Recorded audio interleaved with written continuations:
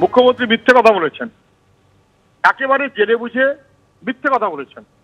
আমরা গত কয়েক বছর ধরে বলছি যে এক একটা বুথে অ্যাভারেজে 30, 35, 40 জন করে মৃত মানুষের নাম আছে, রেখে দেওয়া আছে ভুতুরে ভোটার হিসেবে। এক একটা বুথে কম বেশি 30, 35, 40, 50 জন আছে এলাকার মানুষ যাদের কাউকে চেনে না, তারা ভোট দেয় এবং তারপর চলে যায়, তাদের নামে ভোট পড়ে, তারা ভুতুরে ভোটার। কতবার বলা হয়েছে, কতবার ডিএম কে বলা হয়েছে, এসডিও কে বলা হয়েছে। ধরুন আমি স্পেসিফিক উদাহরণ দিচ্ছি, ওই যে চম্পাহাটি নিয়ে আলোচনা হচ্ছে বারুইপুরের মধ্যে, চম্পাহাটিতে একটা বুথে নির্দিষ্টভাবে একজন বাবা এইরকম দেখিয়ে বোধহয় এরকম 7-8 জনের নামে 150 ভোটার কমপ্লেন করলো, বিডিওর কাছে গেল, এসডিওর কাছে গেল, ওরা তো আজকাল রিসিভও করে না। তারপরে একাধটা কোন জায়গাতে আর রিসিভ করিয়ে নিতে পেরেছে আমাদের ছেলেরা। এই তো 23 সালে ভোট হয়ে গেল, তারপর আবার নতুন করে কোথেকে নাম আসছে।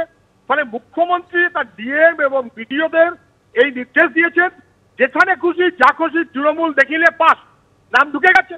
এখন উনি ওই মহারাষ্ট্র আর দিল্লির পর এখন বুঝেছেন যে এটা নিয়ে নাড়াচাড়া হতে পারে, এখন তাই ভাষণ দিচ্ছেন।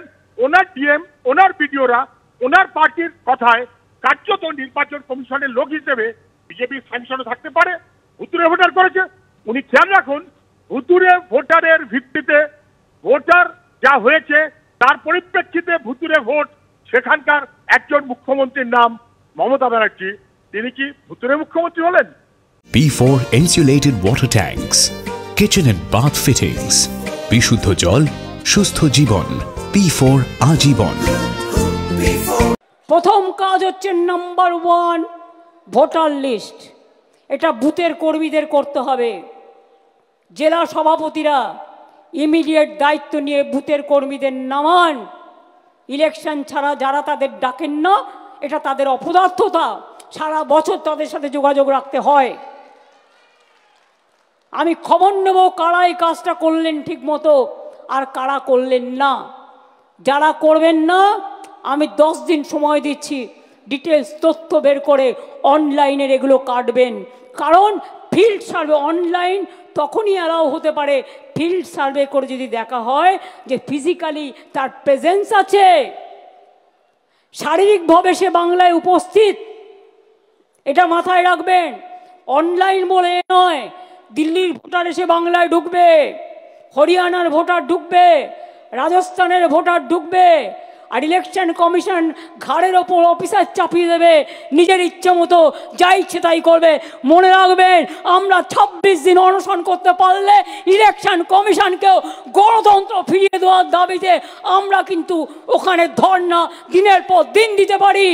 আমরা দিল্লি নই, আমরা মহারাষ্ট্র নই, আমরা বাংলা। 7 দিনের মধ্যে জেলা কমিটি যারা একটা করে কোর কমিটি আমরা করে দেব, যারা ভোটার লিস্টের কাজটা এখন থেকে করতে হবে। যারা ভালো করবেন তাদের সেখানে জায়গা হবে, যারা করবেন না এখন থেকে কাল থেকে তাদের জায়গা হবে না। এবং তারা কতটা করতে পারলেন 3 দিন পর পর তাকে কিন্তু ইনফরমেশান দিতে হবে, এবং ইনফরমেশান পার্টি অফিসকে পাঠাতে হবে, তৃণমূল ভবনে পাঠাতে হবে সুব্রত বক্সির কাছে। তার জন্য আমি স্টেট লেভেলে এই ভোটার লিস্ট সংক্রান্ত একটা কমিটি করে দিচ্ছি। ভোটার তালিকা নিয়ে মুখ্যমন্ত্রীর অভিযোগ হাস্যকর। বিজেপিও চায় ঠিকঠাকভাবে ভোটার তালিকা তৈরি হোক।